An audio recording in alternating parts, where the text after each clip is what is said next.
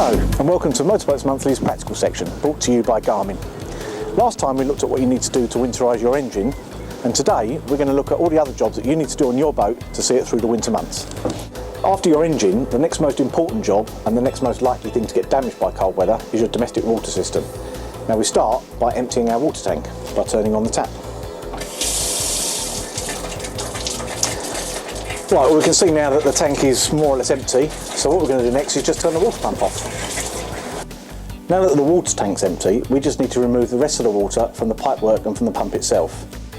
The way that we do this is that we remove the outlet pipe from the pump. Now we're going to take a dinghy pump and, opening one tap at a time, we pump air into the pipework and push water out through the open tap.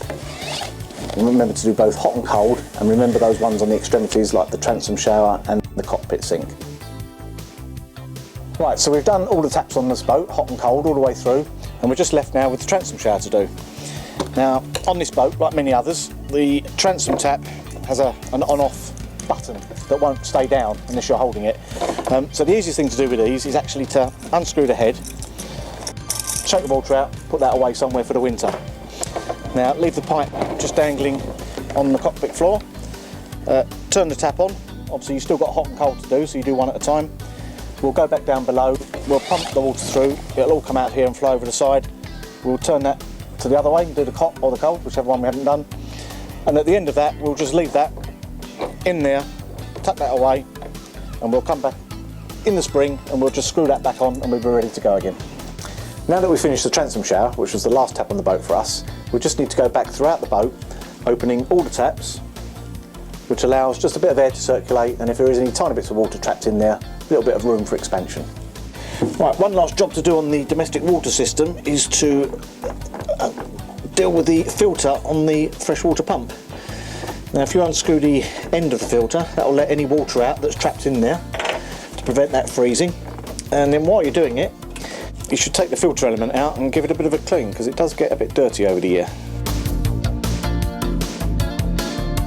A little bit of work to do on the toilet system to get it ready for winter. With the seacock closed, we're just going to dry flush it to get all the water out of the bowl, along the pipework and into the holding tank. Obviously if you've got a manual one, you're just going to give it 20 or 30 pumps just to get as much water as possible through into the holding tank. This is electric, so we're just going to dry flush it for a bit.